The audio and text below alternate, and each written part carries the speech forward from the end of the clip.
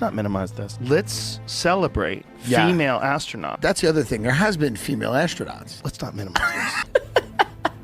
Let's do Prior this. to going up, you said that you needed to go to space to heal.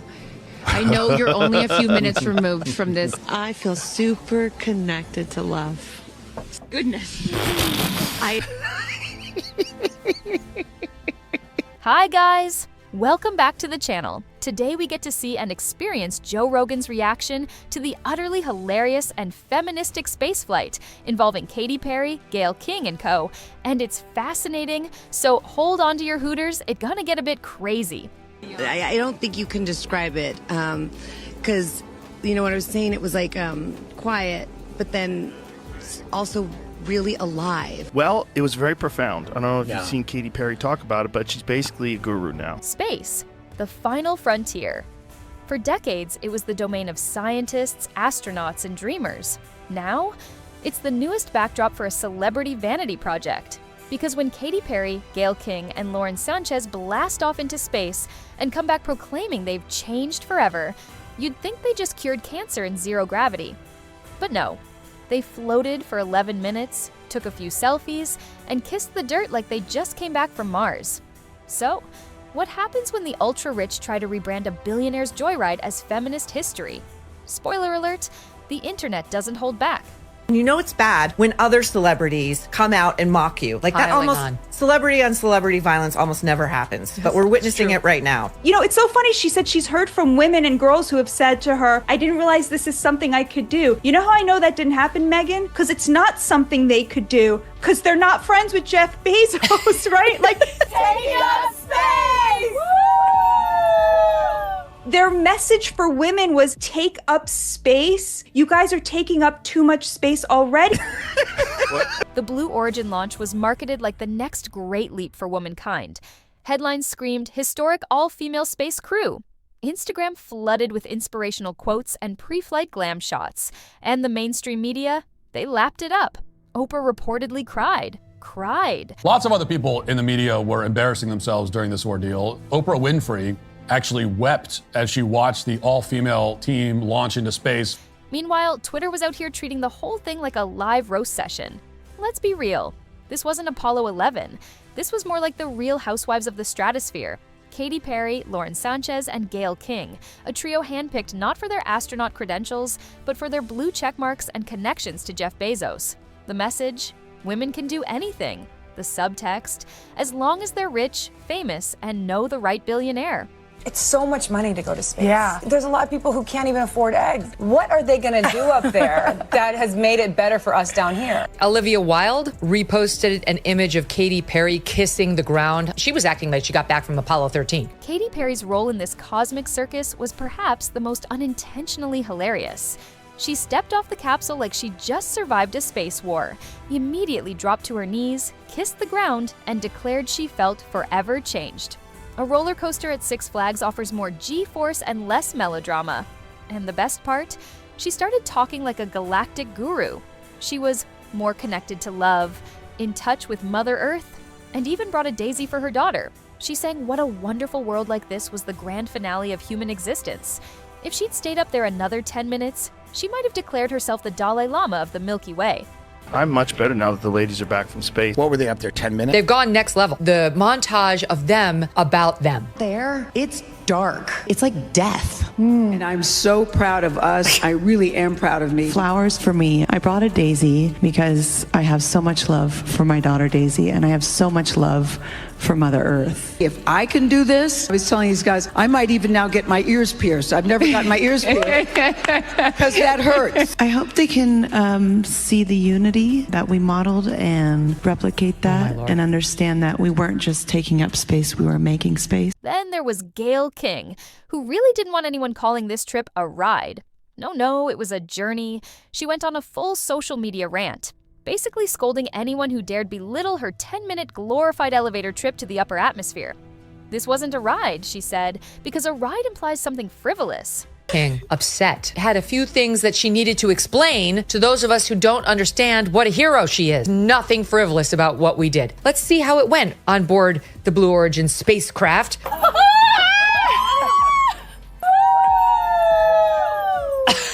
She essentially took a roller coaster ride. Gail, the capsule was remotely piloted. You literally had one job: sit down and not spill your coffee. Even Disneyland makes you wait in line longer than this so-called journey. The only training involved? Learning how to buckle your seatbelt. Groundbreaking. Feels like you hand-selected a couple of friends to go do this. I mean, it should have been a lottery system like Willy Wonka, where just 7 random people pull out some guy who's not supposed to be here. Just a cashier at HEB, someone from MS-13. Yeah, that's what I was thinking. Get him in. Someone from Tren de Agua and Lauren Sánchez and Gail King. Let's clear something up. These women were not astronauts, not even close. No one on that capsule knew how to operate anything. The entire flight was automated. They didn't launch a satellite, they didn't conduct experiments. Hell, they didn't even float long enough to drop a pen. And yet, the post-mission interviews made it sound like they were space pioneers. Gail said, "We weren't just taking up space, we were making space." What does that even mean? Sounds like something a PR intern scribbled on a coffee napkin at 3 a.m. The only thing they were making was content. For Instagram, in a $250,000 selfie booth shaped like a spaceship. Katy sang "What a Wonderful World." She did? Isn't that nice? Come on. She sang "What a Wonderful World." Had I been one of the chosen few revolutionary women, I probably would have just jumped out and let the void of space either suck me in and destroy me, or just begun my descent to Earth at terminal velocity and probably caught fire on the way down. You know, either way, there are many options. Normally, celebrities protect their own. But not this time. The backlash was so loud, even Hollywood couldn't ignore it. Olivia Wilde reposted Katy Perry's dramatic return to Earth, mocking her like she'd just finished Apollo 13. Amy Schumer pretended she was added to the crew last minute, making a joke of the whole thing. Second, they added me to space. I'm bringing this. It was in my bag, and I was like on the subway, and I got the text, and they were like, "Do you want to go to space?" Even Martha Stewart got in on it, sharing her own zero-gravity experience with a sarcastic wink and a Katy Perry lyric. Martha Stewart, God bless Martha Stewart. She posted something online because she went up in a flight that achieved zero gravity. I boarded a Boeing 727 aircraft called G-Force One and experienced what astronauts feel when they reach zero gravity. It's a complete troll. Everyone's trolling them. You know it's bad when Martha Stewart is clowning you? The same woman who makes prison chic look classy is out here dunking on your space mission. Iconic. I've certainly read some of the things online coming from people that I know, that I like, that I consider friends. Let's talk about the real issue here, the performative feminism. This wasn't about empowerment. This was a billionaire branding stunt wrapped in a girl power bow. "Take up space," they cried. "We're inspiring young girls everywhere." Sure, if those girls have 6 figures and Jeff Bezos on speed dial. The idea that this was some monumental moment for women is downright insulting. You're telling me this is progress? A bunch of media elites in Oscar de la Renta spacesuits floating around for 10 minutes like it's a TikTok trend? One of them even said she might finally get her ears pierced now, because if she could survive space, she could survive the piercing gun at Claire's. Truly inspiring. Naturally, the internet did what it does best: roast everyone involved into dust. Comments poured in faster than Bezos' rocket could break the atmosphere. Memes exploded. Threads went viral. Users compared the flight to a space-themed episode of The Bachelor. And the crown jewel? A viral post declaring Katy Perry the first woman to discover space through sheer ego. People mocked how none of them could operate the capsule, how they trained for days to learn how to sit in a chair, and how they expected applause for doing less than the average amusement park attendee. Harsh? Maybe, but absolutely earned. We've had some cranky Yankees and haters. I've heard you. I'm not going to let you steal our joy. So much money to go to space. Yeah. You know, Yes. and there's a lot of people who can't even afford eggs. I was one of those people, actually. Well, I spent a lot of money on that. And then you get involved and you start listening and you start learning and you start seeing what goes into doing this and what comes out of it. I think you'll feel differently about it. So, what did they actually do up there? They admired the Earth. They said it was quiet, they floated, they hugged. One of them got misty-eyed and said, "I'm proud of me." Another brought a flower. The whole thing felt like a parody of a parody, like an SNL skit making fun of an Oscar campaign commercial. Lauren Sánchez even shouted "girl power" mid-float, Which might have been sweet if it didn't feel so orchestrated, these weren't pioneers. These were passengers. And the only barrier they broke was the one between luxury PR and actual space travel. Space exploration was to further our knowledge and to help mankind. I mean, what are they going to do up there? Is it historic that you guys are going on a ride? I've heard people say, oh, okay, you guys are going up on an 11-minute ride, which, by the way, I resent the word ride. There was nothing about a ride. This is a frickin' flight.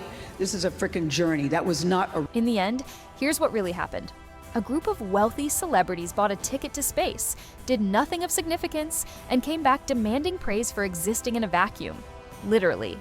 They didn't expand our understanding of the universe. They didn't inspire a new generation of scientists. They just made space travel look like a billion-dollar influencer retreat, complete with crying montages and flower symbolism. So next time someone says they made history, ask them this. What kind of history? Because if all it takes to be a hero now is floating in a rocket funded by your boyfriend, we've officially lowered the bar to sea level. But hey, maybe that's the point. Because in this new era of space travel, you don't need a mission. You just need a brand. What do you think? Was this a giant leap for womankind or just a glorified space selfie session? Drop your thoughts in the comments below. And don't forget to like, subscribe, and hit that notification bell, because next time someone cries in space, we'll be right here to break it down. And trust me, there's always a next time.